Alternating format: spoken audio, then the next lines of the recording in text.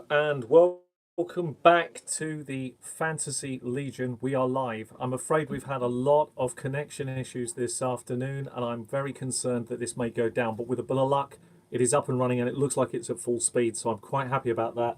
I have my notes of the off-season moves. I'm talking about the keynotes here.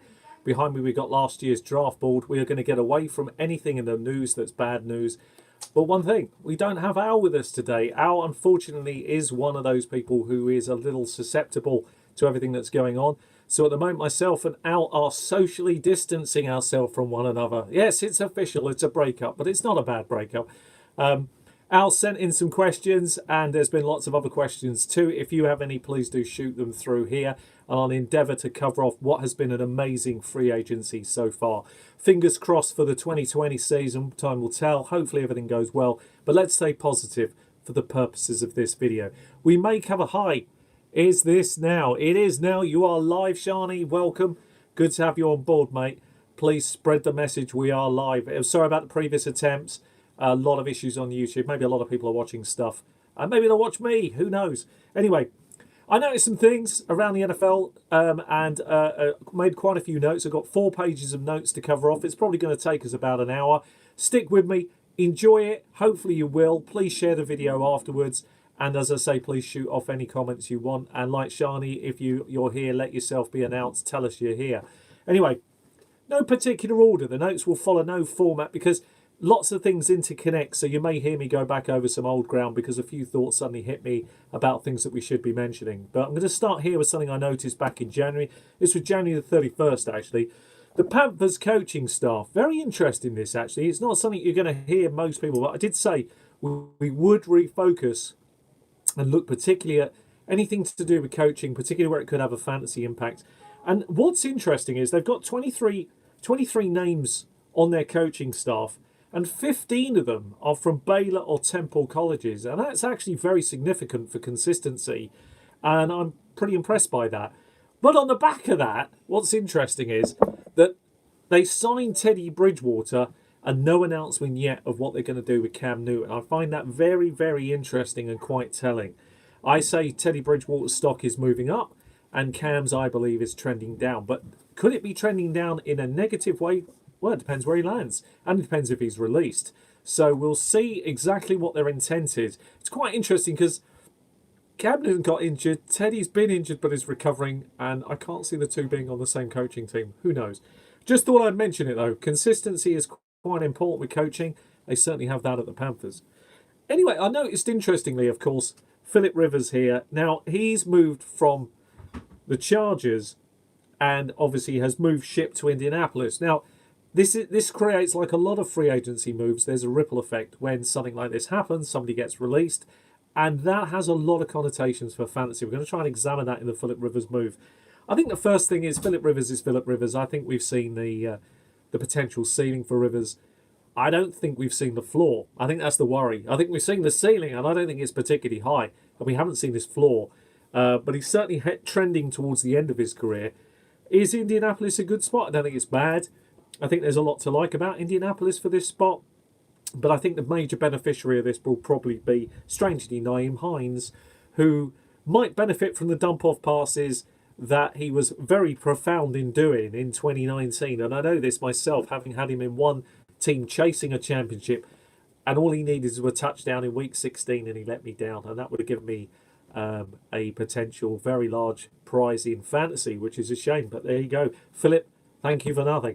Anyway, but his ripple effect can be seen throughout the NFL because when you examine what happens next, let's take a look at where did Brissett go. This is where it's really sad. They didn't honour Brissett, who tried very hard and showed some real signs of a player who people didn't expect a lot from and did better than most people expected. And yet he gets shipped off to New England. That's not a bad landing spot, but he's got to fight out Stidham and Kessler for the starting QB's job. Brissett isn't awful. So, you could see him doing quite well there. But we don't know what Stidham is in New England. So I feel a little hard done by on behalf of Brissett. I feel sorry for him. But that could be quite an interesting one to watch as the off-season unfolds in the next few months. If there is anybody out there that is watching this, please do give a thumbs up and a like. And don't forget, please share this. It is really, really important. So let's go back a little bit here. Now, obviously, one of the big off-season dramas of our time, and I'm continually looking down to refer to my notes here, we have the Houston Texans, who trade DeAndre Hopkins away for David Johnson. There are some picks involved, but really in fantasy circles, let's just look at the logic of this. It's a disaster, really, for Houston. I mean, what are they trying to do? Are they trying to be the 2019 Miami Dolphins? Are they looking at the new tank award here? Their off-season moves have been frankly shocking, and it just shows what happens when you put a man like Phil O'Brien in charge of a lot of the off-season moves. What can quickly go wrong? It's gone south. I now know why you're in the AFC South, son. You are tanking, and you are tanking downwards fast. I don't like it. I think it's poor. I feel so sorry for the Houston Texans fans, and we certainly got a few of those on Discord. I'm sure Al will attach a link here in the near future if he can get out of his bed to do that. I hope he's all right. He did send in some nice questions for me, so thank you, Al. Hope you're well, mate, and keep safe. I mean, DeAndre Hopkins going to Arizona is fantastic. One of my off-season bold predictions, for those that know me, that are in the know, are close to us. Tyler Murray was on the bold prediction list as a massive breakout for this year. Big-time quarterback for this season going in. But this kind of news is going to throw that value straight up. And he's now going to get overpriced. So I'm barely thinking he'll make the bold prediction list at this stage, which is a real shame because it was pretty clear. DeAndre Hopkins landing there is perfect for Kyler Murray because DeAndre Hopkins feeds on the short and intermediate passes. So he's going to absolutely thrive and really enjoy this offense. And there is a lot to talk about with Arizona. And I'm sure as we get near the season, we'll talk a bit more about them. I've got some insight into this, and some of it is pretty amazing. And yeah, you wait till you hear that, because it is certainly something worth looking at. Now, the other thing that Houston have done, and this is mind-blowingly stupid, is you've traded for Randall Cobb has gone to Houston.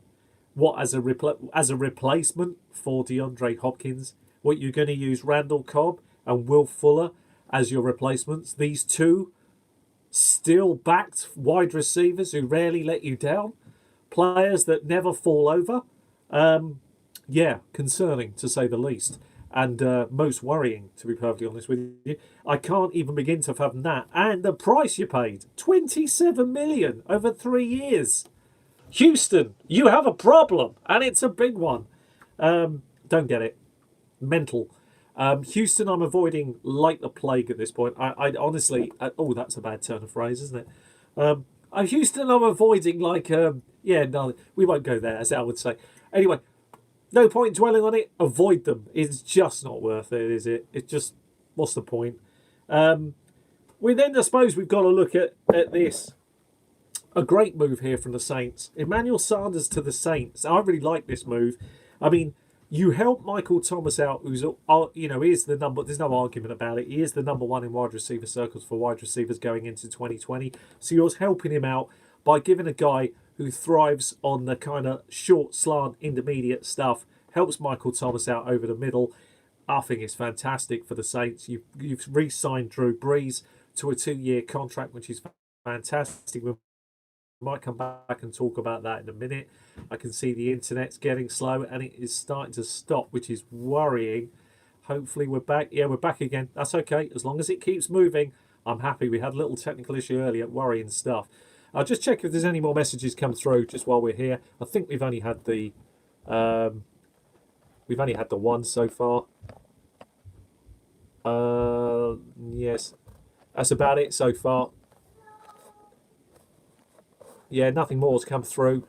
Yeah, so we're all right at the moment. I'll leave that one up on the screen. So, yeah, we're live. Haven't anybody else join us, which is a shame. But then it is a Sunday afternoon. I was hoping other people might drop in. We'll see. They may pick up on the video later. We haven't made any big announcements. But we are back up and recording, and we're going to get a bit more quick around these videos now. Every day I'm going in, actually, at the moment. I'm what's counted over here in the UK as a key worker. I'm working in a special needs school over here in this country, and technically every special needs child. Oh, hold on. I don't think people had a link. Okay, thank you very much, Shani. But if you can provide one, that would be fantastic for me to help me out, particularly on the Discord. But anybody out there, please spread the video on Facebook if you can. That'd be brilliant. So yeah, I'm counted as a key worker over here. and that means I've got to go in every day and support some very vulnerable children, which is fine. But the issue is that I don't get back to quite a late hour because we're also helping in the local community at the moment, trying to help some of the people over here. So when I pick up on the news, I will shoot some videos as news comes live, I think, and as soon as I can, to be honest. So do watch out for them, and then we will do those videos and try to do some more live videos going forward, because I think it's an important way to share better times ahead. Anyway, yeah, so brilliant move from the Saints to get Emmanuel Sanders. I think it's a great move overall. Helps everybody. Kamara, it helps. Drew Brees, it's good for. I think now we've got a legitimate 1-2 punch. They've got quite a lot of first-round picks in that team, actually. Some wonderful, wonderful players there. And, to be perfectly honest with you, I'm massively impressed by that. And I think Saints is a team you can happily stock up on pieces for any of your fantasy leagues, particularly redraft moving forward with comfort. I'm pleased they've also signed Brees for 2 years. That's reassuring. Whether he'll see the 2 years out is another matter, but he's certainly there for 2020 with a bit of luck. Now, let's move on a little bit here, and let's talk about Todd Gurley. Now, I'm probably going to do a follow-up video to this one, and it will be a short video, and it will be about Todd Gurley, because we already mentioned last year, before the season started, my train of thought around why I thought he was the bold prediction number one bust for last year. And I got that wrong. I've got a message through. I'm going to take that first. What do you think will happen to the Super Bowl teams this year? In terms of, in what way, Shani, could you explain a little bit further for us? But I will certainly take that question. Thank you. So Todd Gurley. So you will see in the follow-up video to this, although we got it wrong that he didn't bust last year, but he didn't succeed. I was correct that he didn't get 200 fantasy points, but he did okay for second round value. If you picked him in the second round, he got 180 fantasy points. Oh, off-season moves. I will cover those, Shani. Do not worry. The Super Bowl teams will be covered in a little bit of detail, so thank you for the question. So Todd Gurley, he didn't bust. He was okay at the second round value. And I doff my hat to the man. Congratulations to him for doing that. But when we look at the video in detail, and that's the key here, you'll see how rapidly he had actually declined. The touchdowns is what bailed him out last year for the Rams. It's what bailed him out. And it's certainly pretty clear, you can see. Now, the Rams got away with it here because they've offloaded him, and they've offloaded him into a team, Atlanta. Now, before we get into Atlanta, here's something interesting, right? Now, before the season started, and we're talking about the very close people around the Fantasy Legion group, and a couple of others that I tend to confide in, I did say I was very, very deeply concerned that this 2020 class was actually not as deep, actually, as people thought in terms of running backs. Now, there are lots of great running backs in this class. I'm not denying the talent, but what I meant is there isn't the landing spots that you think. And all these off-season moves that we're about to talk about will show you how many of these teams now have grabbed a player that has a pedigree of some kind over a rookie, which is most interesting considering when you consider the current market value for running backs in the NFL and some of the issues. Now, I saw a report, and I'm going to come to Todd Gurley, so I do apologise. My mind will wander off into little tangents, but hopefully you'll find them of relevancy, about how hard done by running backs are. Not really. I mean, Todd Gurley got paid. I mean, there's no doubt. You look at the... I think we're up and running. It stopped momentarily, but it looks like we're back. So sorry about that. This is the issues that I've been facing. So sorry. At least we had 14 good minutes. It looks like we're back. So yeah, you'll see there aren't that many legit landing spots left right now. It starts getting dicey. Todd Gurley to Atlanta, and then they give up on Devontae Freeman. I mean, wow. I mean, I don't like it. I think it's a big mistake by Atlanta. But if you examine Atlanta, they've got a lot of first-round picks. I mean, a lot of first-round talent have gone there. Calvin Ridley, Julio Jones, Todd Gurley. There's a lot of first-round talent players there. So I may not like it, but you can't deny it's pretty good. Apparently, some people are questioning that they can't seem to join the podcast, and I don't know why. I don't know why that is. I mean, Shani's gone on okay, and seems to be okay. If you can share the link again, Shani, that would be super useful for anybody out there. Please do share the link. Thanks for hanging in there with us. We know it's difficult today, but these are exceptional circumstances, so we literally are going to have to make do and mend, as they say. So what does this really mean for the Rams? Well, it's strike up the engine time. You see, I was a little concerned that when I made my bold prediction list last year, and Todd Gurley survived the year the way he had, And as I said a few moments ago, we will look at in detail how much he declined. But he did return second round value. My hope was that we would show the issues that he's got, and Darrell Henderson would, or Malcolm Brown, get the opportunity to shine. It didn't happen last year. But if the Rams don't take a running back now, stroke up the engines, because Darrell Henderson is going to be quite a commodity to own in Dynasty for 2020 and for 2019. That's why I've not released any shares of Darrell Henderson wherever I took him, because I always knew in my heart of hearts I would be proved right on this in the end. Now, it was not a success for 2019. I'm not trying to defend my position on this. I got it wrong with Gurley. He did better than I thought. He didn't get 200 fantasy points, so I did win some bets. That might have worked. Thank you very much, Shani. I think it might well have done. So thank you for sorting out the link. So yeah, we've got an interesting situation for the Rams, and we'll see how well it pans out. Yet they still might make some off-season moves yet, the Rams. We don't know. But at the moment, the way it stands, I'm optimistic. You spent a lot of money on Darrell Henderson's stock. We don't know what the situation was last year. Was he injured? Was he banged up? Did he not have the playbook understanding? We don't know. They deliberately seemed to keep his workload down, which was quite interesting. Paid third-round stock value for him. We'll see. We'll see what happens. But for Atlanta Falcons, good luck with Todd Gurley. I wish you well. But when you look at my next video, which I'm going to do, thank you for the thumbs up, guys. It's really appreciated. Any comments greatly received. Remember, we are the Fantasy Legion. This is our new rebranding name. And I'm sorry we do not have Al here. If you didn't see the beginning of the video, he has to socially distance himself. I think that's a good thing. I do. I genuinely do. But Al, if you're out this, Muddy, we are thinking of you. Keep well, keep safe, and when we can, when the opportunity presents itself, we'll be back and podcasting together for sure. So that's pretty much the Rams Todd Gurley situation. I don't really want to draw too much on that, but I do want to talk about something else. They're in no particular order, these, as I said at the beginning. J.D. McKissick goes to the Redskins rotation. Now, that's quite interesting because they've got quite a mess at running back, actually. J.D. McKissick doesn't have much of a track history, but last year in Detroit, he did catch 34 passes. There's quite an interesting situation here. It's a cheap running back. Just mark it on your register. Cheap guy, probably a third down back specialist. Certain leagues could have some value. Sneaky cheap, very, very cheap. Just watch out for it and just see how this off-season plays out. Just a name that currently a lot of people will not think about. Could be useful later. Just putting that in there, okay? Just something to think about. I appreciate this is not going to turn heads or win your fantasy leagues, but depth is everything in these leagues. So just remember the name. Now, Tom Brady, big one this. We talked on this in the podcast all of last year. I mentioned what I thought about his declining abilities. I was very clear on this, and so now New England have parted ways with him. And that doesn't hugely surprise me at all. There are a lot of reasons. I mean, he's 41 for starters, so the timing, they should have probably parted ways a couple of years ago, as Bill Belichick wanted to do. What will they do? Now, we talked about the fact that they've got, in a previous piece, we talked about the three players that are currently there.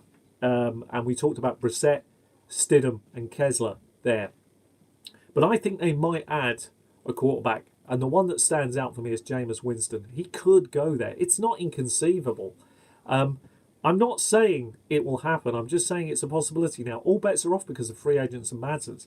If New England believe in Stidham, then he'll be the starter week one. We'll see about that. Brissett was very, very poorly treated by Indianapolis Colts. He didn't do bad last year. Just remember that. Didn't do bad. So certainly a good player too. And it might be that's Brissett's backfield when it all said and done before we start the season. I'm Evans and Godwin suffer. Will they suffer with Brady? Thank you, Alan. Al, good to have you there, buddy. No, I don't think they do. I mean, Brady's one thing Brady does really, really well is he is able to hit those short and intermediate routes. One of the best in the league at it. If anything, both guys' values, I think, uptick. I mean, for me, it's a question of accuracy. Now, last year, Jameis Winston, he certainly got some big arm strength. He certainly can throw those deep balls. But with that high risk, high reward mentality of his, he's a gunslinger with issues. He's a gunslinger who hits his own men, and sometimes other men. He's like the classic bloke, you go into a gunfight with 5 of your own men backing you up. And by the time it's all said and done, sure, Jameis has come out, on this case, the winner, but he's killed 4 of his own. I mean, I don't like that. So I think for Brady, the accuracy is his key, and that's going to help Evans, and that's going to be an uptick for Godwin as well. And it could be Godwin that actually this move could be the bigger uptick of the two. It could be he who makes another step forward for the next year. That would be something to see. So I feel that's probably the wisest thing to say on it. Now, here's a little something that's interesting. We don't talk a lot about tight ends, but when it comes to free agency, I think all bets are off. We might as well. I mean, last year, like we said before the season started, we're not a really big fan of tight ends. It's not because we don't believe in you. We love you. And if you were here now, I wouldn't necessarily put my arm around you. I'd have to give you a meter and a half. But I would, without a shadow of a doubt, congratulate you on your skill sets. But let's be honest, in fantasy circles, particularly in redraft, unless it's a premium league, there isn't a lot to talk about. You know, it's pretty hard work picking a Now, I think opinion is fairly heavily split here, really. But I think for Pittsburgh, this is actually not bad. This helps the running game. Eric Ebron's much better than McDonald. Let's be old McDonald, jeekers. I think is a much better fit. And he can catch touchdown passes. So I quite like Eric Ebron in this situation. He's sneaky good value. If Big Ben comes back, this could be a really nice tight end to own in fantasy circles as a late round flyer in 2020. I really like it. It's a nice player. Well worth mentioning. And McDonald's stock value drops through the floor for me. So don't know if you agree. Interested to hear your views on it. Please do send them in. I'll just check if we've got any more comments come through. Let's have a look at the top chat comment, last one that's come through. Here we go. What do we got? Do keep the comments coming through. I'm not frightened to take anything you might have. And remember, we are the Fantasy Legion. Please come and join us. Eric Ebron we've covered. Now, Melvin Gordon. He's gone and signed with the Broncos. And this, in its own right, is very interesting because what concerns me about Melvin Gordon is, he wasn't the same player last year, having taken that time period out. There was the holdout, the contract talks, everything else. And I think what Melvin Gordon realised to his detriment is twofold. One, the market forces make running backs. I'm not saying they're not undervalued. Actually, you are paid. A good running back is paid for his services and paid well for that short window. Actually, I think we lose sight of that sometimes in the grand scheme of things.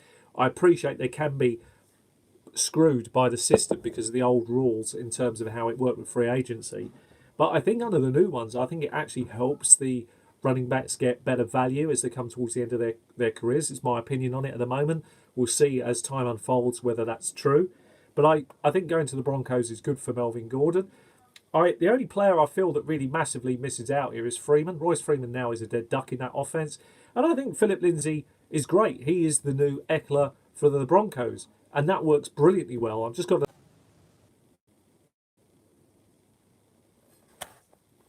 little problem there, but we're still back on and live. We had to reconnect. You can see the issues I'm having. Roughly every 14 minutes we have a problem with connection, so apologies, but I'm going to keep shooting till I've gone through everything, so thanks.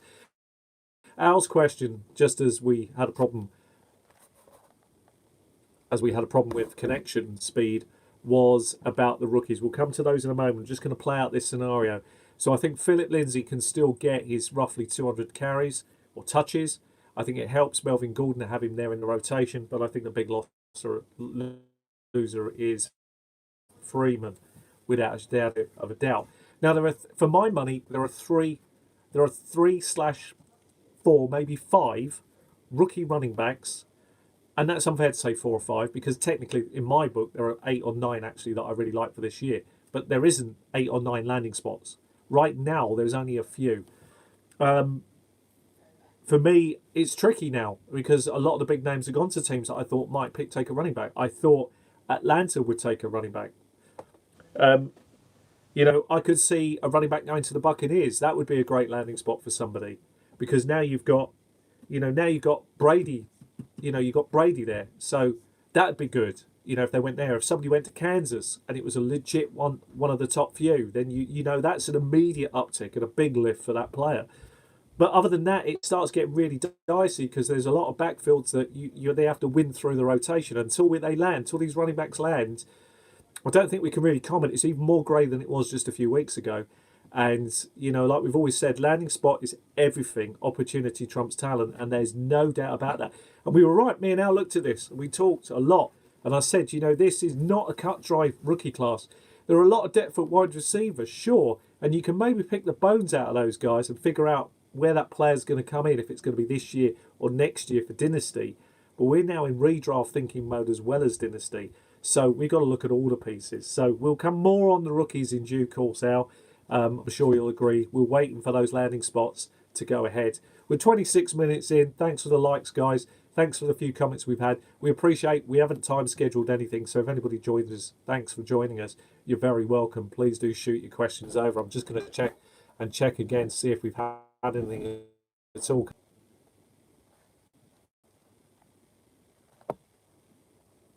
Right, we're back again. Sorry about that, Shani. I just caught your question. This is the issue I'm having. Sorry, guys. Technical issues are massive. That could be because the internet is being heavily used at the moment. A lot of people, not a lot to do. Might as well come online and look around and see what's out there. Anyway, yeah, you talked about rookie quarterbacks. Yeah, I will cover those, Shani, in a moment. So I will remember your question. Thank you for it, buddy, and I will cover that. Let's just move on to the second half of my notes. So we're doing all right actually for time. I want to talk about Nick Foles. Nick Foles has gone to the Bears, and I personally believe that by week 1, Mitch Trubisky project has gone. I think my internet does have corona, to be honest with you, Al. Yes. I noticed the other day, actually, when I was out shopping, that the only beer that was available was Corona beer. Interesting that. I don't know why. Just a thought. Yeah, so Nick Foles... Yeah, I think he'll be the starter of the Bears week 1, and Mitch Trubisky project is dead. That's my opinion, and we'll see how that plays out. I really believe that's possible now with the Bears. I think that's good for the Bears team, and I think it's exceptionally good news for David Montgomery. This is a much better fit for David Montgomery with Nick Foles at the helm. Let's see how that plays out. It'll be very interesting week 1. And some people might say, well, that's not likely to happen. I just want to remind you something. You see coaching changes happening in the NFL, little things that... Those are the things you have to look at. And let me tell you something, right? He'll be reunited, Nick Foles, with his old coach from Philadelphia, who was John DeFilippo. I have to get this right. DeFilippo. Sorry, John, if I got your name wrong. I hope I got it right this time. John DeFilippo. And he was his old QB coach. And that is significant for why they made this move. So watch this space and see how this plays out. But Nick Foles will week 1 start with the Bears. And that's massive. Massive for David Montgomery and other players there. Worth noting. Nick Foles is a very good quarterback, very underrated. I appreciate he's coming back from an injury, but still, good player. Okay, another thing that was quite interesting is sometimes contract extensions can tell a story, particularly in this off-season frenzy. Brian Hill's contract was extended in Atlanta. Now, we just talked a little bit about Todd Gurley. Surely, if you're a drafter like me, Brian Hill, good value, good player. Every time he's touched the ball, every time he goes in and plays, does a good job. I think he's very sneaky for this season. I really do. I like him a lot. So a few shares of Brian Hill and Dynasty worth having. Definitely take an odd punt in redraft if you can get him very late. And you should do, because he won't be high on people's radars. They'll all be looking at Gurley. Pick this guy up. And if you take Gurley, you better take the handcuff this year, because when you see the video on declining stats, that's pretty telling from the 2019 season for Gurley, let alone what we already said before. Anyway, here's one, a contract extension that's interesting. Allen Lazard. Now, he came out of the pack last year. He wasn't the one that was on my top of my radar for last season. I got it wrong. I thought it was going to be another guy that broke out, but frankly, none of them really did. But the only guy maybe distinguished himself enough, who made me think maybe that's the guy that deserves that opportunity, is Allen Lazard. And they gave him, it's only a 1-year extension in Green Bay, but it showed enough faith that they're interested to see a little bit more from him. So I'm kind of curious to see how he falls when we really get into draft season. Where is his value? Because again, late round sneaky picks. Maybe this is the year he gets a big uptick. And again, I'm not saying this is a guy who's going to get you wide receiver 1, wide receiver 2 numbers. I'm not predicting that. But if he could get that legit spot as the wide receiver 2 in Green Bay and actually do what most wide receiver 2s do there, then that is a good sneaky pick late, and it could prove very valuable for you down the stretch in the 2020 season. Now, for those who've been watching, okay, we don't talk a lot about tight ends at all. I'm going to try and gamble here and see if there's any more messages come through. So this is where the internet problems come. So let me just check. Here we go. Let's have a little look. Hopefully you can still hear me. Yeah, I'm going to talk about quarterbacks in a minute for Shani, as promised. But I'm just going to finish this piece off. So apologies, it's starting to slow just because I looked at the messages and it's back again. Thank God for that. Isn't it weird? Yeah, so Blake Jarwin, tight end of Dallas. Anybody that saw me early in the season when we did a bit of best ball, a few other league bits and bobs, will notice I picked Blake Jarwin everywhere. Won't be a huge surprise. On my list this year, really. Massively. Long before the Jason Witten news broke, Blake Jarwin was the guy to own this year. And that's going to prove to be the case. And tight ends, notoriously, they're not going to do a lot for you in fantasy, particularly redraft, particularly in standard scoring, particularly in standard scoring. But this guy's as good as any. Late down in the draft board, pen him in, get him in your teams. Certainly worth a look, I think. I'd be a guy I'd do. And they took him on a 3-year contract. And Jason Witten has gone to the Raiders. And I think that's a good fit for Jason Witten. I think that's good for the Raiders. And it's quite interesting because they've got a bit of a quarterback controversy building. Because guess who they've got at the helm? You've got these two stunners. Let's talk about these boys. Marcus Mariota, who's gone to the Rams. Rams. I apologise. Slip of the tongue. The Raiders. And Carr fighting it out, duking it out for who's the number one. No, I think Carr keeps the job. Mariota's there for insurance policies, maybe to push Carr along. Blimey, would you want any of them? No, is the honest answer. No, but it certainly is not bad for Jason Witten because both these guys will use the tight end, and Jason Witten is the beneficiary. So Witten will continue to do what Witten does, but it won't quite be the same, but it will be still good enough. He'll get his 3 to 5 catches a game, the odd sprinkling of touchdowns, and he'll be just as good as any tight end in the pack of tight ends for 2020. Good old Jason Witten. As for Marcus Mariota and Carr, you can keep them. I think we've seen what Carr's ceiling is. I don't think we've quite seen the floor because that, like I've said previously, we haven't seen how bad it could get. Marcus Mariota, we have seen the floor, and we've also seen the ceiling. Perennial bench warmer, but will be well paid for the privilege. Goodbye, Marcus Mariota. Now, the Matt Breida has been kept by the 49ers, and this is really quite ugly actually because we've also got McKinnon, who they've restructured the deal for $910,000. Now, it's an ugly backfield. You look at all the pieces in there. I don't want any part of this going forward.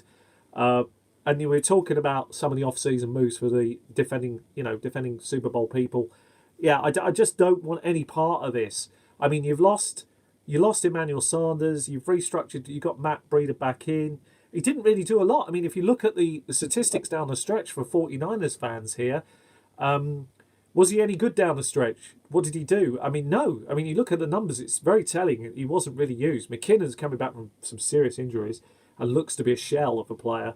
That's just horrible. I mean, if the 49ers took a running back, a good one of the top in the class, I could see him easily punching through and taking a job here. There isn't really much to fight out, really. As much as other people might say differently, I don't think there's a lot to fight out. But knowing the 49ers, it's like a number of teams, 49ers, New England, Philadelphia. You get a feel for some teams are more about having a lot of players in certain positions. I think the 49ers are similar to New England and Philadelphia in that way. Just ugly. I don't want no part of that. Now, I think one of Al's questions came up about Nelson Aguilar. I think I noticed it. Aguilar to the Raiders, good signing or not? Well, look, thanks. And we'll talk about Shani's question. It's started to slow the internet, but we're back again. Is there anything good to say? Look, even now, I think John said it right in our community Facebook group. Sorry to use this as a joke. It isn't funny. I appreciate that. But in this case, it is funny. And John said he couldn't even catch a virus. Well, I'm afraid there's not much to say. The irony and the funny bit, we are British. We're allowed a sense of humour. Yeah, I agree with him. It was absolutely, frankly, he's a bit part player, but he was paid an awful lot of money for the privilege of going there. Terrible. Some GMs, frankly, want locking up. I mean, they really need to take a long, hard look at themselves. I don't like that move at all. I don't get it. I just, there's nothing about it redeeming. I mean, I think, again, he's another player. We've seen the best of him. Why would we bother with that? I wouldn't even want to take a player. I'd rather take a player on a gamble of a player as we've not quite seen the ceiling to them than this. No, thank you. So, Stephon Diggs. Oh, no, I better get to Shani's question. Sorry, Shani, better cover your question about rookie quarterbacks. Look, all the talk for the rookie ones is going to be on Burrows. Understandable what he did in the year just gone. I completely get it. I can see why he'd be the number one gone. There's a lot of trap players at quarterback here. Eason's the one. Eason's the guy for me. he will fall out. He will not be somebody on high on anybody's radar. This is like Josh Allen. These are like quarterbacks that we pick every single year on this channel, and they end up being great players. So if you're going to pick one out that isn't the obvious, it's Eason. Massive arm, one of the biggest arms, like Josh Allen. Big arm. A lot of people questioning accuracy. Same as they're doing with Josh Allen, but every single season as that goes along, you'll notice he's going to get better and better. And with some of the off-season moves, because we're at this point, we're talking about Stefon Diggs as well. It's a perfect time to throw that in there for Josh Allen. That's what they were looking for, a legit wide receiver. I don't think they wanted to wait for a rookie to mature. So that's the reason they've gone down this route. Did they overpay? Quite likely. But it's a good move for our dear friend. So I quite like it. I'm a bit concerned, realistically, though, for Stefon Diggs. You know, we talk real life and fantasy. They don't always go hand in hand. I think Stefon Diggs now is a wide receiver 2 at best. So I'm not 100% happy. Excuse me. Let's have a swig. But I can see the merit of the move for them as a team and what it will do for them. You put him together with Singletary, Josh Allen's quite an exciting team. And I don't think we've seen the ceiling of Stefon Diggs. So when we talk about ceilings, Stefon Diggs does have a bigger ceiling than a lot of players. I think he's young enough still. He's not, there was issues last year with injuries, but he's a pretty solid player.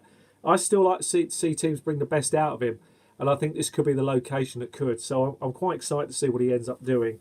But I do have some reservations the first year because you have to worry a little bit. New playbook, plenty of time. We'll see how it matures out. Here's an interesting off-season move. Again, to the Bears. We talk about these Bear moves. You've got Nick Foles, right? We talked about what it would do with reunited with his old coach, but also they've now added Jimmy Graham there. That's quite sneaky, quite interesting. For 2-year deal, $16 million.